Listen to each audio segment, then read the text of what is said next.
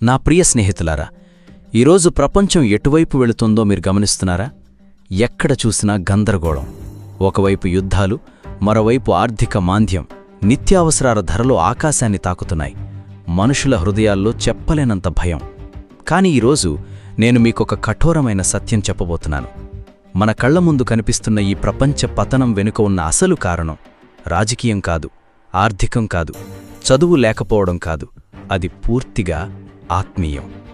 1971లో ప్రఖ్యాత దైవజనుడు బిల్లీ గ్రహం గారు డల్లాస్ నగరంలో లక్షలాది మంది ముందు నిలబడి ఒక అద్భుతమైన సందేశమిచ్చారు. ఆ సందేశం ఈనాటి మనతరానికే రాసిపెట్టినట్టుగా ఉంటుంది. ఆయన కేవలం ఒక సామాజిక సమస్య గురించి మాట్లాడలేదు, కానీ అదృశ్య లోకంలో జరుగుతున్న ఒక భయంకరమైన యుద్ధం గురించి మాట్లాడారు. దయ్యాలు, చీకటి శక్తులు, మనుషుల వెనుక ఉండి నడిపిస్తున్న దురాత్మల గురించి ఆయన ధైర్యంగా ప్రకటించారు.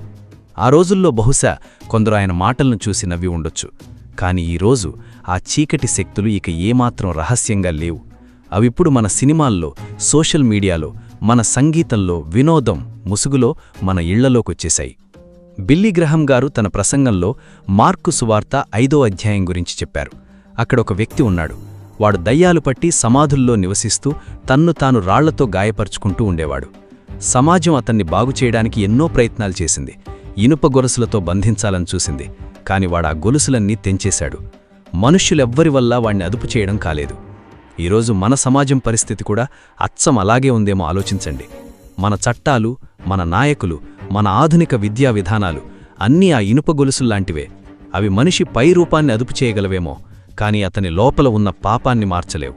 ఎందుకంటే బైబిల్ స్పష్టంగా చెప్తోంది, మన పోరాటము రక్తమాంసములతో కాదు, ప్రధానులతోనూ, అధికారులతోనూ, ప్రస్తుత అంధకార సంబంధులకు లోకనాథులతోనూ, ఆకాశమండలమందున్న దురాత్మల సమూహములతోనూ పోరాడుచున్నాము. మనం కేవలం లక్షణాలతో పోరాడుతున్నాం, కాని దేవుని వాక్యం అసలు వ్యాధిని చూపిస్తోంది. మనిషికున్న అతిపెద్ద సమస్య సమాచారం లేకపోవడం కాదు. మనిషికున్న అతిపెద్ద సమస్య పాపం. పాపం మనిషిని బానిసగా చేస్తుంది.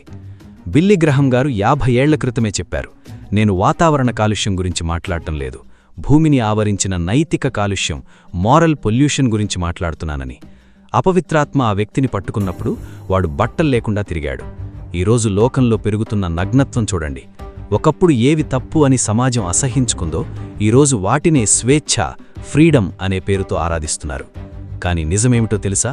పాపం ఎప్పుడూ స్వేచ్ఛనిస్తానని వాగ్దానం చేస్తుంది, కాని చివరకు నిన్ను బానిసగా మారుస్తుంది. ఆనందాన్ని ఇస్తానని చెప్పి తీరని వేదనను మిగిలిస్తుంది. ఈరోజు చాలామంది బయటకు స్వేచ్ఛగా తిరుగుతున్నారు, కాని లోపల చీకటి గదిలో బంధించబడి ఉన్నారు. చరిత్రలో ఏ తరానికి లేనంత వినోదం మనకుంది, అయినా మనుషులు ఏకాంతంగా ఫీలవుతున్నారు. మనకెన్నో కనెక్షన్స్ ఉన్నాయి, కాని భయంకరమైన ఒంటరితనం.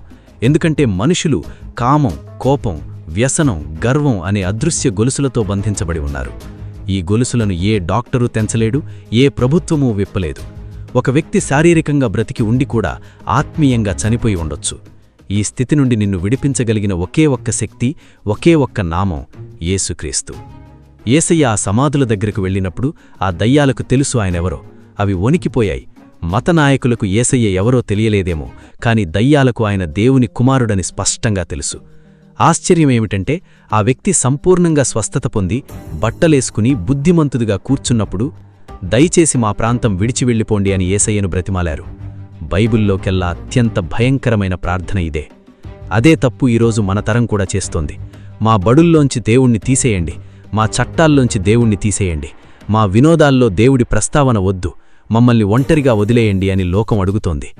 దేవుడి తీర్పు ఎప్పుడూ అగ్నిగంధకాలతోనే రాదు.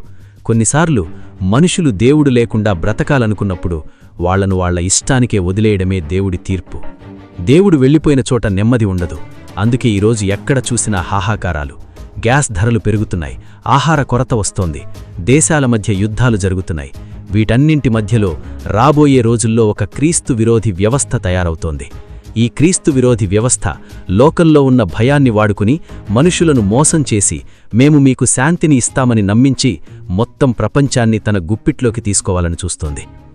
ఈ పరిస్థితులు చూసి లోకం భయపడుతుండొచ్చు, కాని నిజమైన క్రైస్తవుడు భయపడడు. ఎందుకంటే దేవుడు మనకు భయపడే ఆత్మని ఇవ్వలేదు. 2 తిమోతి 1:7లో ఉంది. మత్తయి సువార్త 24లో యేసయ్య ఈ విషయాలన్నీ ముందే చెప్పారు. యుద్ధముల గూర్చియు యుద్ధముల సమాచారముల గూర్చియు మీరు వినబోతున్నారు. మీరు కలవరపడకుండా చూచుకోండి అన్నారు. అన్నీ నాశనమైపోతున్నాయని లోకం ఏడుస్తుంటే దేవుని వాక్యం నెరవేరుతోందని విశ్వాసి ధైర్యంగా నిలబడతాడు. ఈ అంత్యదినాల్లో మనకు పొంచి ఉన్న అతిపెద్ద ప్రమాదం ఆర్థిక మాంద్యం కాదు, అది మోసం. ఎవరిని పడితే వాళ్లను నమ్మకండి. ప్రతి వార్తను చూసి భయపడకండి. దేవుడు తన సింహాసనం మీదనే ఉన్నాడు. రాజులను నియమించేది, తొలగించేది ఆయనే. దేవుని ప్రణాళిక లేకుండా ఈ భూమి మీద ఏదీ జరగదు. నీ పునాది క్రీస్తు మీద ఉంటే ఈ లోకం ఎంత వణికిపోయినా నువ్వు చెదరవు. నీ నమ్మకం బ్యాంక్ బ్యాలెన్స్ మీద, ఉద్యోగం మీద, ప్రభుత్వాల మీద ఉంటే ఈ క్రీస్తు విరోధి వ్యవస్థ తెచ్చే కల్లోలంలో నువ్వు పడిపోతావు.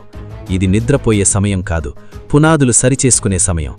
నా ప్రియమైన సహోదరీ సహోదరుడా, ఈ మాటలు వింటున్న నిన్నొక సూటి ప్రశ్న అడుగుతున్నాను. దేవునితో నీ సంబంధం ఎలా ఉంది?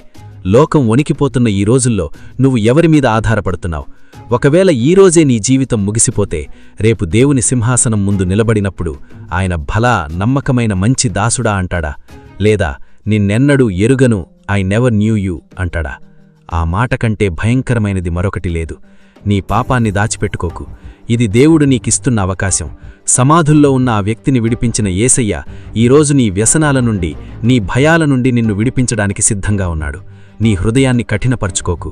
నాతో పాటు నీ గుండె మీద చెయ్యి వేసుకొని పూర్తి విశ్వాసంతో ఈ ప్రార్థన చెయ్యి. యేసయ్యా, ఈ లోకం ఎంత భయంకరంగా మారుతోందో నేను చూస్తున్నాను. నాలో ఉన్న భయాన్ని, నా పాపపు గొలుసులను తెంచేయి ప్రభువా. నన్ను క్షమించు, నీ రక్తంతో నన్ను కడుగు.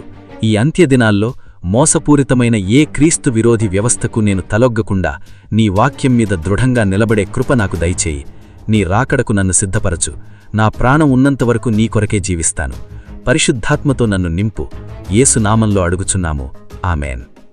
నా ప్రియమైన బిడ్డలారా, ఈ తీర్మానం మీరు నిజంగా హృదయపూర్వకంగా చేసి ఉంటే, దేవునికే మీ జీవితాన్ని అప్పగించి ఉంటే, కమెంట్స్లో నా పునాది క్రీస్తే, క్రైస్ట్ ఈజ్ మై ఫౌండేషన్ అని టైప్ చేయండి. ఏ పరిస్థితి వచ్చినా దేవుడు నిన్ను, నీ కుటుంబాన్ని తన రెక్కల చాటున కాపాడునుగాక. God bless you. Strength in grace. It's all about Jesus.